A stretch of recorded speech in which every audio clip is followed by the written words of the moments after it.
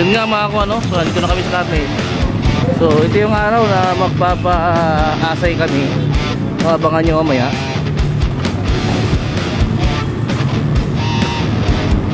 Ayun yung sasakyan namin, nakakuha. So abangan ang pagpapa-asay namin. So ito, no, kakain muna kami. Tapos ayan si Luloy, ayan si Kerwin, no? Tapos ayun naman dun si tatay, yung may dala ng Bluestone. So pagkatapos nyan ay diretso na kami sasayan. So ito naman yun, no, yung sa bilog na umaapoy-apoy. So ito yung asay niya, kuha, no, si Kuya Luloy, ang suplado. Gandang araw mga kuha, no. So ito yung bola ni Luloy na sinasabi ninyong cannonball. Dito natin malalaman sa pagpaasay namin kung ano nga ba talaga yung bola na yon. Kasi maraming comment na nagsabi ito daw ay isang bala ng kanyon noong unang panahon, no? Ito daw ay sumasabog. Ito daw ay radioactive. Ito daw ay isang bola ni Dragon Ball, no? So maraming mga comment, mga kakuha. So eto, patuldukan natin ang ating mga tanong sa pagpaasay namin, no, ni Kuya Luloy. Si Luloy ay isang magsasaka at yan ay nahukay niya ng 8 feet at itinago ng mga Hapon. So ano nga ba talaga ang misteryosong bola na yon, kung bakit nga siya umaapoy?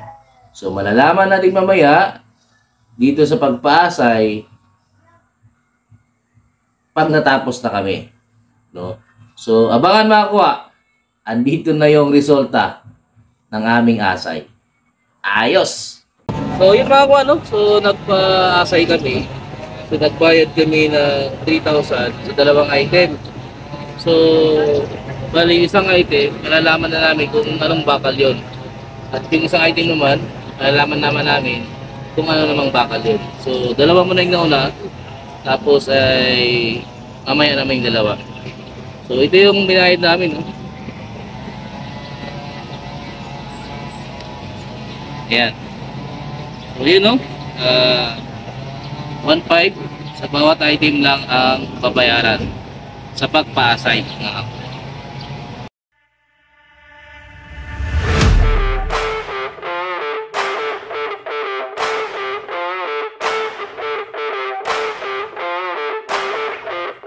So ayun na nga mga kuha, yung ginamit namin dyan ay yung XRF Olympus Analyzer. So ito yung machine na nabibigyan yung sagot yung mga pinapaasay ninyo, no? XRF Olympus Analyzer. So sa nagtatanong kung magkano ito, ay mahal ito talaga, no? Ini-scan niya, binabaril niya, nililiser niya yung bagay para malaman kung ano yung bakal o ano yung gemstone o ano yung mga nasa loob ang inyong gamit. Malalaman niya, no? Makikita niya. So magkakaroon siya ng report, lalabas yun. So pag lumabas niya yung report ay malalaman mo yung item mo kung good ba o hindi good. Ginto ba yan o platinum o palladium o isang bakal lang, no? So minsan ay nilalabas niya yung report, pero pagka good naman yung item ninyo pero hindi nila binibili din kasi ito yung mga bakal na ginagamit pala doon sa mga isang part ng atomic, no? So mga precious metal lang yung binibili nila. precious gemstone, diamond. Yan yung mga binibili nila. So ito mga kuha, panoorin natin yung pagpaasay namin ni Kuya Loloy. So ang laman naman nito mga kuha, no, ang result dito, itong nasa bilog, yung bilog, ay ito yun mga kuha, no, FA 75.1%. So ganito yung asay mga kuha, no. Pag nagre-result kayo ng asay, ganito po yung asay. Yan, no, ganyan po yung asay mga kakuha, no. Ayan po yung asay result June 3, 2024. Tapos ako nagpa-asay taga Digos. Tapos ang nakita is metal. Yun, so metal yan mga kakuha. Ayos. So ito naman yun, no, yung sa bilog na umapoy-apoy. So ito yung asay niya mga kakuha, no. Si Kuya Loloy ang suplado. So ang asay mo Kuya Loloy ay 65.1 ang result, pero mayroon kang 6.6 na silver. Manganese mo to is 4.5. Manganese to. Tapos meron ka pang ano bang mataas mo itong CI, CI. Calcium. Hindi ko alam kung CI is 7.8. So nagkakahalo-halo ito, kaya siguro maapo yun. Okay, pero hindi siya bomba. Isa lang siyang radioactive, pero hindi siya bomba. So ito ang result ni Kuya Loloy. So magkano yung Loloy yung paasay? 1.5. Murang-mura. Yeah. Mura talaga yung 1.5. Ito. Punta na naman. So ngayon nga no, makakuha. Nabulol-bulol na kami dito. Di pa kami nakakain at hindi pa iba yung result, no? 4 kasi ito, so 2 result pa lang lumabas. So si Kuya Loloy ay napatunayan niya na yung item niya ay marami siyang content, pero hindi siya isang bola ng kanyon noon, no? Kasi marami nagsasabi na bola ng kanyon. So hindi siya bola ng kanyon. So mayroon siyang ibang paggagamitan. Yun nga lang, hindi na malaman kung ano yun, kasi scientist na nakakalam nun. Pero makakuha dito sa 1.5 ay napakamura na maasay ang inyong mga item.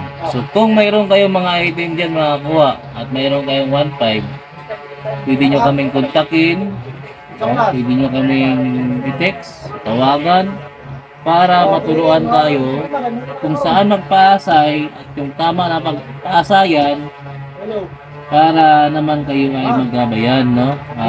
Kayo ay maturuan na hindi kayo gagastos ng libo. Mali po yung sinasabi nila na pag nagpaasay ka, ganitong gastusin mo, 20,000, malibo yun, no? Pag nagpaasay ka, 1.5 lang po yung babayaran ninyo at malalaman ninyo kung ginto o hindi ginto yung pinaasay nyo. So dalawa lang yan, manalo ka o matalo. Kasi pag nagpaasay ka, magbabayad ka. Kung walang naman yung pinaasay mo, talo ka. Kung may laman yung pinaasay mo, bibilhin nila. Sila na mismo ang bibili. So si Kuya Loloy, dahil hindi nila kasi scientist na mga karami ito, so hindi binili. Loloy. So at least alam mo na, palagay ka na doon sa iyong nalaman na yung bulang bilog ay may halaga pero hindi alam. So yun mga kuha, no? Kung sinong may gustong magpaasay dyan, tawagan nyo kami, contact nyo kami. Nandito lang kami sa Digos, no? Tapos sasamahan namin kayo kung saan yung paasayan na tama, no? Yung legit, hindi yung mga kiss-kiss yan, lagyan nyo lang no? Bawal yan, no? So pumunta, magtumawag lang kayo, tapos mag-text kayo, pwede naman kayo samahan Tapos Huwag nyo naman kami lakihan ng gastos pa. Kasi sasamahan na nga kayo, no, mga kakuha. So ito, mga sample lang ito, mga kaibigan mo kasi ito. So sila, simula pag-alis, hanggang sumating dito, tapos pag-uwi, ay talagang hindi namin pinabayaan yan. No? So kay Loloy, ano masabi mo? Mayo, mayo. Mayo? Ayos ba, ayos? Ayos. So ano masabi mo sa ano mo? Ito. May preparation ka ba na speech? Huwag na mo palit eh. Baligya. Oo, basig na rin makamaon eh. Baka may ano. Pero ito mga kuha, no? Asay result talaga yan. Asay result. Ayan. Ayan pa yung pangalan ko. Yun na siguro. Tindagan mo makuha dahil. So yun mga kuha. Ayos ba? Ayos. So ayun na mga kuha, no? Natuldukan na yung mga tanong natin sa isip natin. At lahat tayo ay mali, no? Mayroon lang isang tumama. Yung radioactive. Pero napakahinga ng radioactive niya.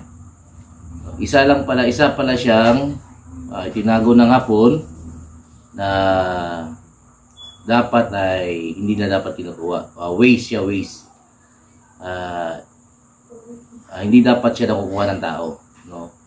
Isa siyang gamit sa atomic bomb o gamit dun sa isa sa mga gamit para mabuo yung atomic bomb, no? Ang tawag kasi diyan ay waste, no? Yung mga basura ng scientist noon na ayaw na nilang nilibing sa lupa para pagdating ng mga mahabang panahon mawala na siya. Pero ganyang bagay kasi napakahirap mawala yan. So possible talaga na nakukuha-kuha talaga ng mga tao, nahuhukay, lalo na yung nagdidig ng CR, no? Yung kung sa Bisaya, kasilyas. So aksidenteng nakukuha yan, no? So lahat tayo ay mali sa ating mga komento, sa ating mga analisa, no? Pero hindi naman tayo perfecto. Yun ay isang ano lang yun. Yun ay isang opinion, no? So si Loloy ay napalagay na yung kalooban niya. Lahat napalagay yung kalooban, no? Sa tulong ni Kuya Erwin at ni Kuya Ceci. So lahat sila panatag na yung isip na nakakatulog na sila ng maayos. Pero yung radioactive na yun ay libing ko ulit sa lupa. Pero kung sinong gusto mag-interest nun, pili naman ko kain. Pero bawal yun sa mga bata. No, pero hindi nakaka-effect yun sa mga matatanda na kasi matitigas na yung buto natin. Kasi mahina lang yung radioactive nun. Tapos, yun nga lang, nakakabaog yun, no? So bawal yun sa tao, lalo na sa mga binata. So bawal yun. So yun mga kuha, nalinawan na tayo. At saka ito na yung end dun sa bulang umapoy, no? Natapos natin yung pag-documentary dun, no? So nagpapasalamat ako dyan kay Sir Erwin, kay Luloy, kay Dave at sa mga kasamahan niya, no, kina Tata, sa mga nag-comment, no, at sa mga nagbas, no. Nagpapasalamat ako sa inyo. So ito ang inyong Kuya Cecil, no? Nagpapaalam sa itong episode na to sa bulang umaapoy, pag ginagabas umaapoy. Magandang gabi po sa inyo lahat.